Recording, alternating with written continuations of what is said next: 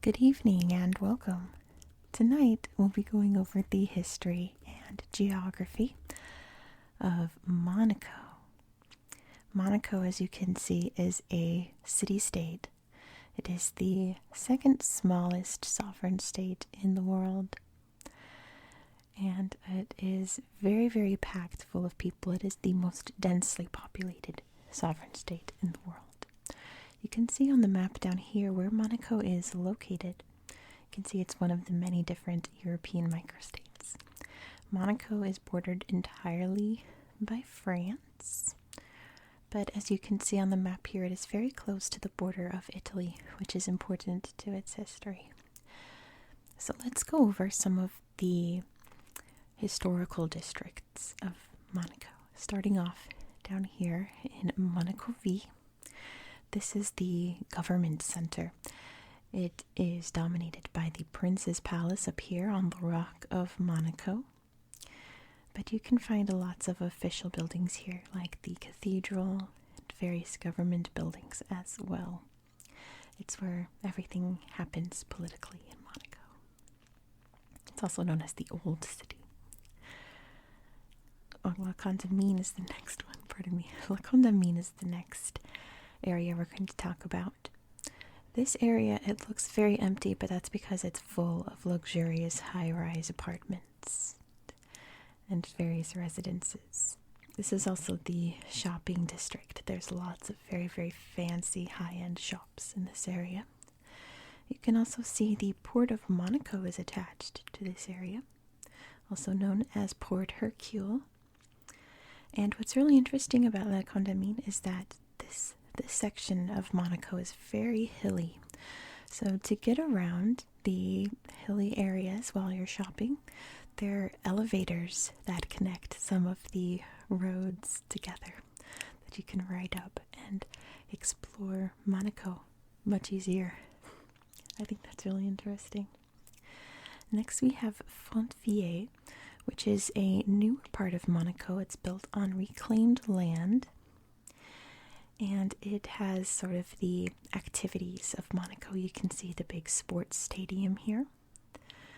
There are lots of different museums in this area, and you can see the Princess Grace Rose Garden, Princess Grace Rose Garden. The heliport is down here also. There's no airport in Monaco, but there is a heliport, so you can fly your helicopter in. Next, let's talk about the most famous part of Monaco, Monte Carlo. This area is dominated by the Casino of Monte Carlo. You can see right here. Very, very famous, probably the most famous casino in the world.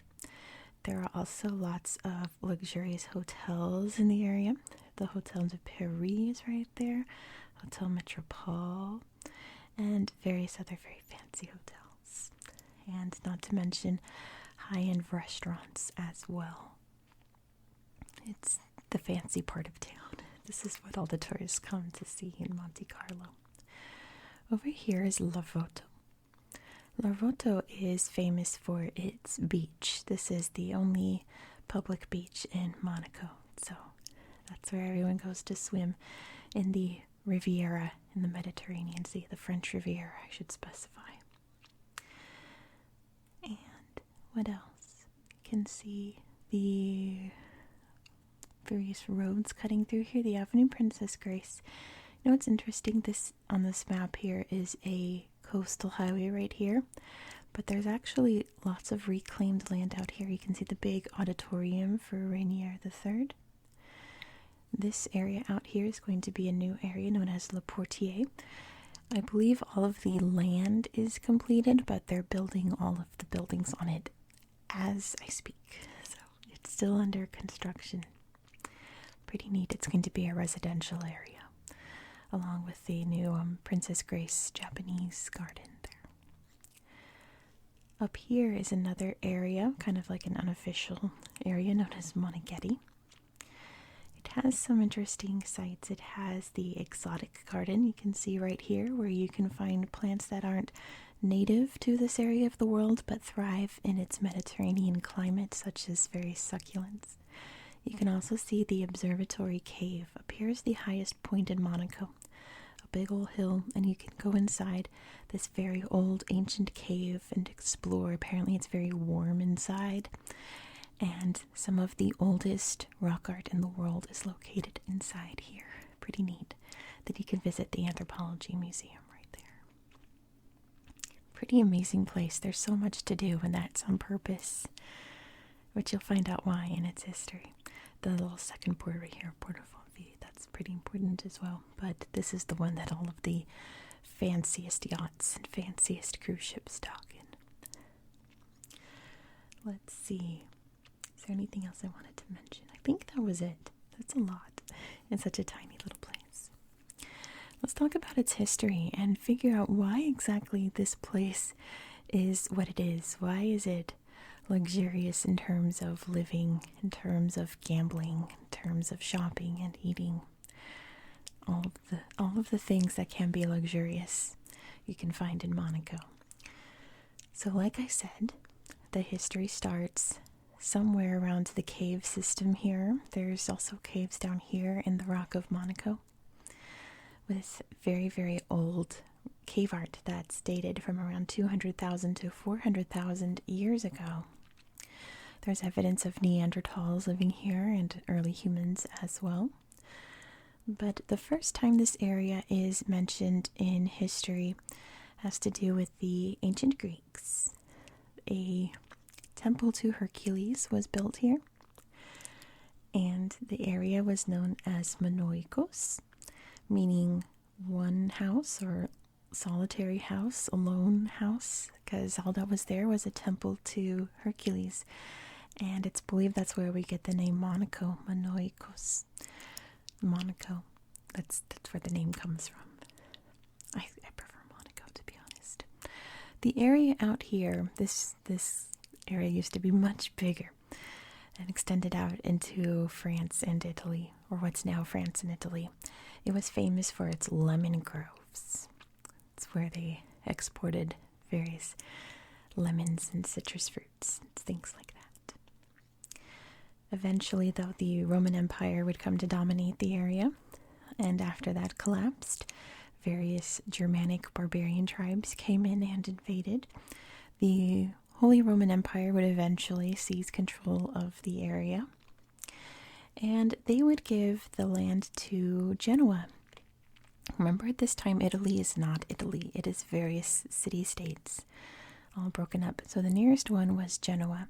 Genoa laid claim to this area. Now, what's very interesting about this point of Italian history, which, remember, it's not Italy at this point, it's various city-states, is that all of the city-states are dominated by very privileged families who specified in some kind of industry, and there were many different rivalries with each other. So in Genoa, there were two different groups known as the Ghibellines and the Guelphs.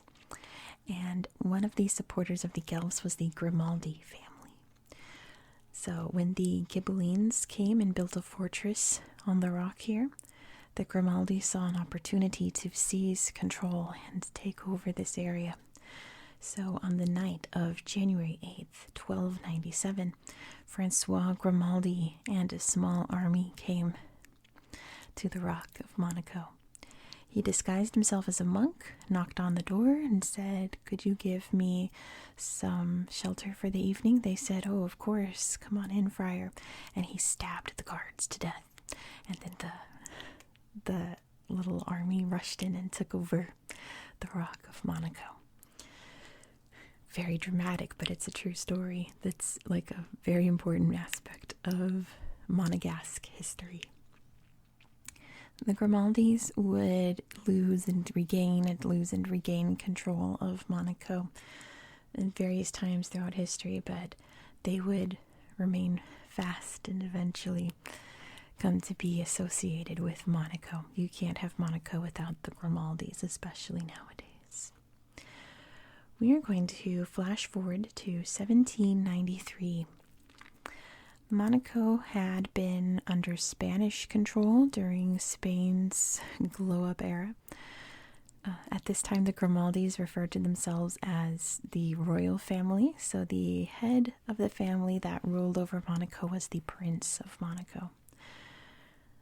After they got rid of the Spanish and were under more of a French influence, the French invaded in 1793 during the French Revolution and occupied it during the Napoleonic Wars. So when that was all over in 1815 at the Congress of Vienna, Monaco was officially awarded back to the Grimaldi family. It would be the last time, sort of, that the Grimaldis would lose Monaco, sort of, kind of. But the nation was in disarray.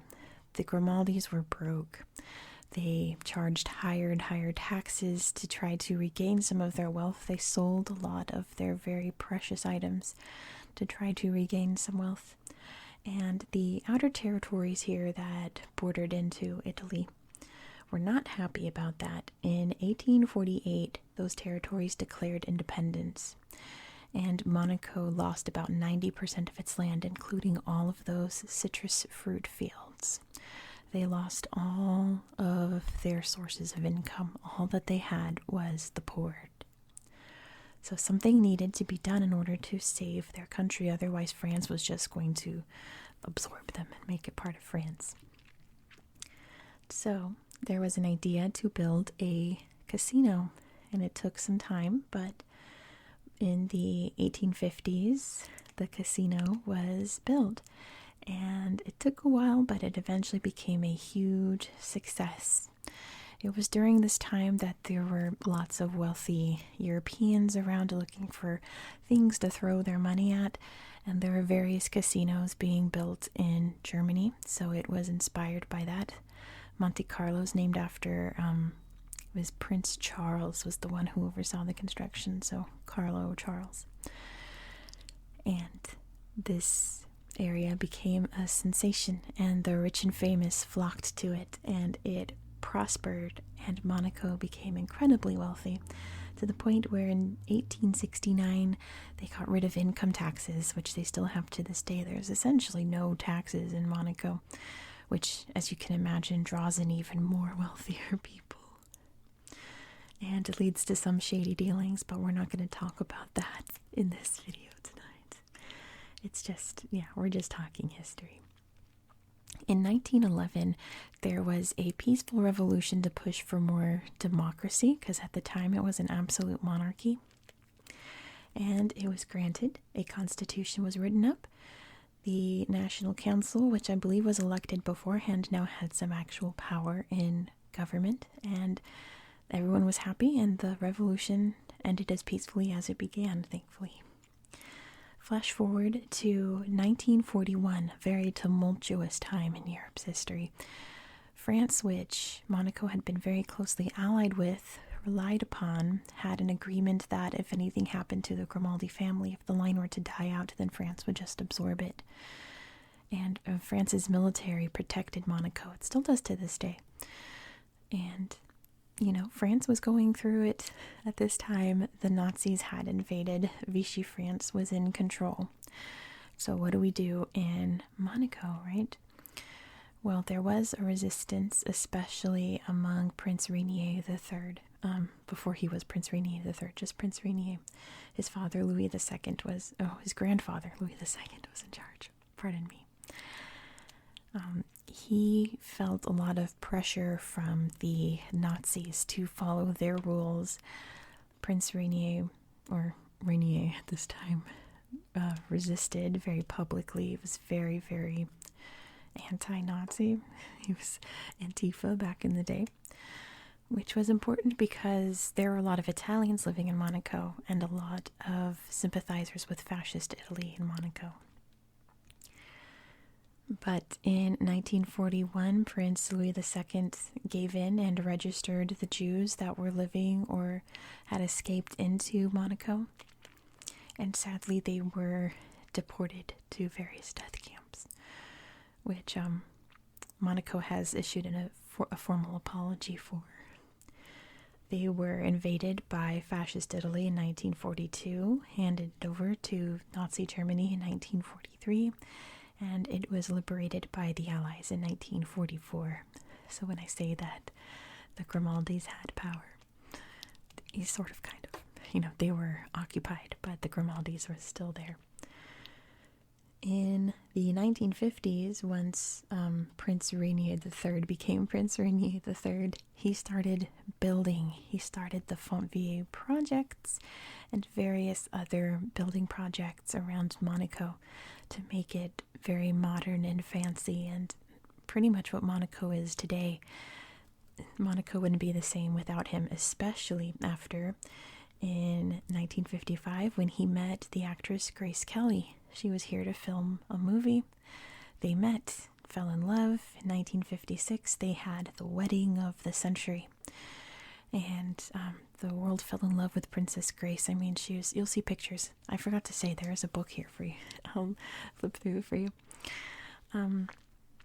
Absolutely gorgeous human being, absolutely beautiful bride. She captivated the world. The wedding was broadcast live on television. Pretty sure the first major wedding to be watched around the world while it was happening. You can see on her face, everyone says she looked sad. I think she looked terrified because the entire world was watching her get married. So I can imagine that was very, very stressful, but she looked gorgeous, right? And more people flocked to Monaco because now it was like a fairy tale kingdom, right? There was a beautiful princess that lived here. And she did a lot of work for Monaco as well in terms of like morale, whereas her husband did a lot of construction. Very sadly, Grace Kelly passed away in 1982 in a car accident. It's believed she had a stroke while driving.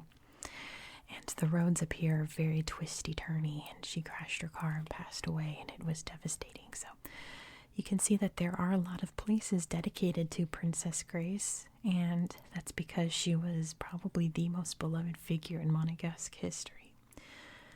In 2005, her son took over the throne, Prince Albert II, who's still reigning over Monaco to this day. Prince Rainier III died not long after that. Prince Albert had his own fairy tale wedding. He married an Olympic athlete from South Africa named Charlene Woodstock. They married in 2011. In 2014, they had twins, the royal twins. Their names are Jacques and Gabriella.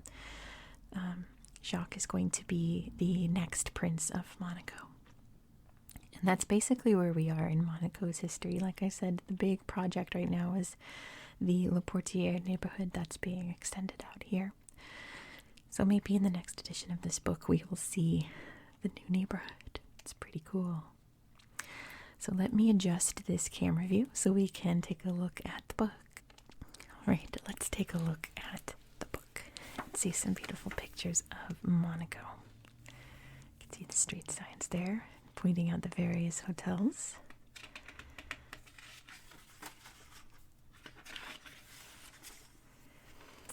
Enjoying the beautiful view up high. Let's see. Here you can see a good example of just how high and rocky it gets up there. And here's a good overview. You can see the big port here. Very luxurious place. This is Prince Albert and his wife, Princess Charlene. You can see this was during COVID times. They're being safe. Very, very rocky shoreline here. There's a little map of Monaco and its flag. And this is La Condamine. You can see the big port here and all of the beautiful, beautiful homes and businesses. There's a satellite view. That's really cool. You can really see how big, twisty-turny the roads are. I didn't mention it in its history, but the Monaco Grand Prix is the biggest draw for tourists to Monaco. It's a Formula One Grand Prix race where the entire country gets turned into a racetrack. Pretty cool. And here's the other big draw, the Monte Carlo Casino. Isn't it gorgeous? Here are the observatory caves that you can explore.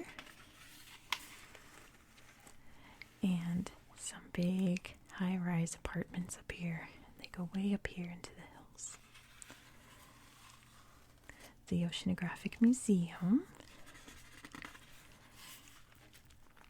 And here's the oldest part of the Rock of Monaco. And there's the rest of it. You can see the Prince's Palace and all the other buildings associated with it. This is a drawing from 1873, the Port of Monaco. Here's another view, a closer view of the Prince's Palace. Some cannons there at the palace to protect it. This is Prince Albert I.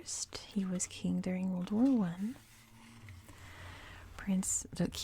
He was prince during World War I. Prince Louis II, he was prince during World War II. And let's see, another view of the palace with some statues here to celebrate its liberation from the Nazis.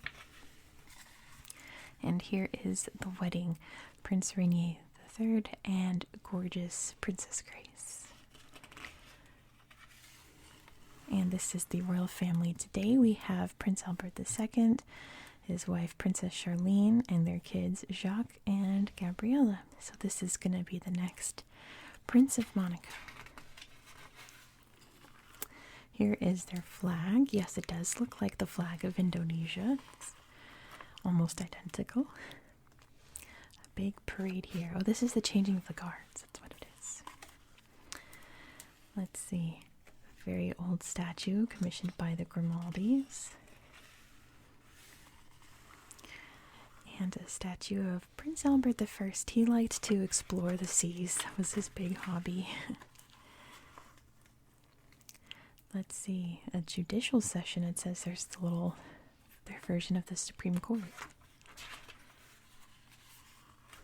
And here is what Monaco looks like during the Grand Prix. You can see all or maybe that's just what the roads look like up in the hills every day, probably.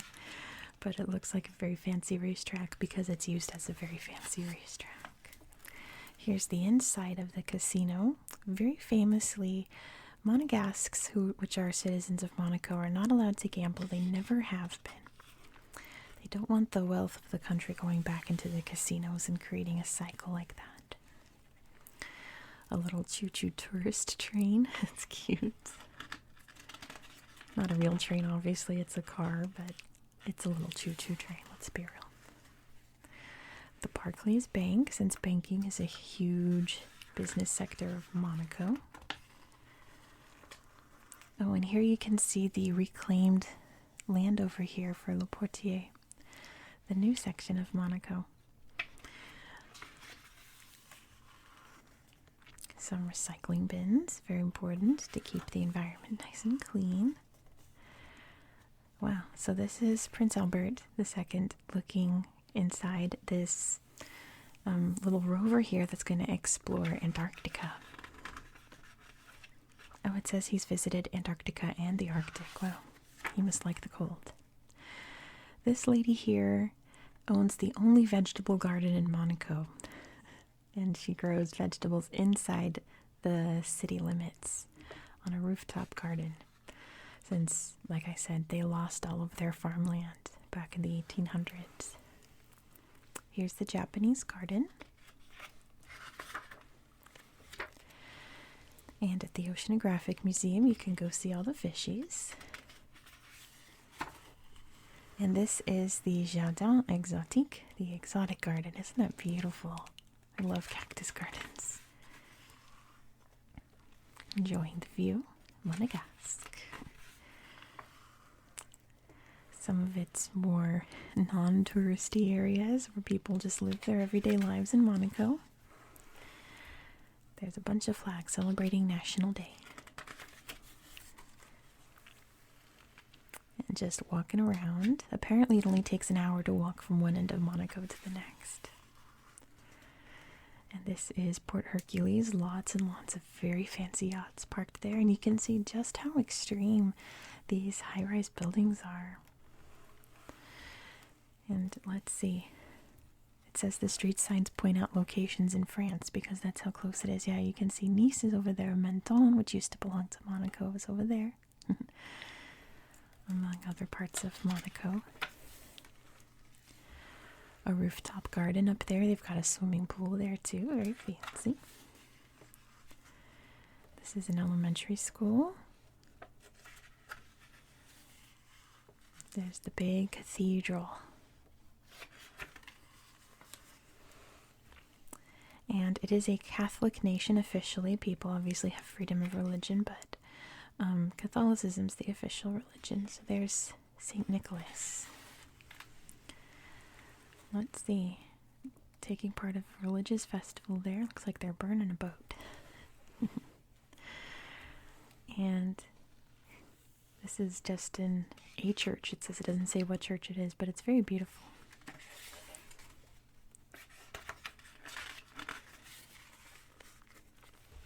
He's reading a book. So this is the Lord's Prayer in Monegasque, which is a mashup of French and Italian. This is in the Princess Grace Rose Garden. A little saying in English and Monegasque, or French. That's French. Anyway, at the ballet, pretty modern looking. There's the Opera House. And this is the Art Museum. Inside of the chapel. He looks excited to get his picture taken. Some modern art, which sculptures are found all over Monaco, especially up in the hills and the roads. And at the Monte Carlo Television Festival, there's Michael Douglas. Looks like he's getting an award for something. There is a circus as well in Monaco. Isn't that neat?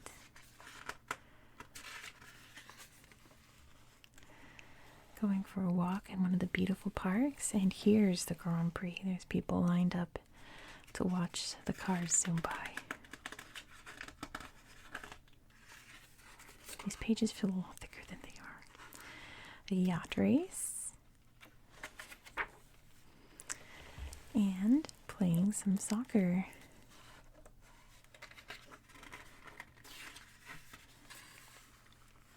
There's the Oceanographic Museum.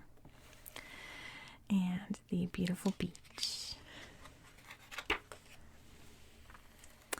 That's at the circus. Some trapeze artists there. The circus festivals there. They got sea lions there. That's cute. Oh, wow. And this is a fireworks competition. Doesn't that sound exciting? That must be a neat thing to see. There's a little prince and princess on National Day in 2019.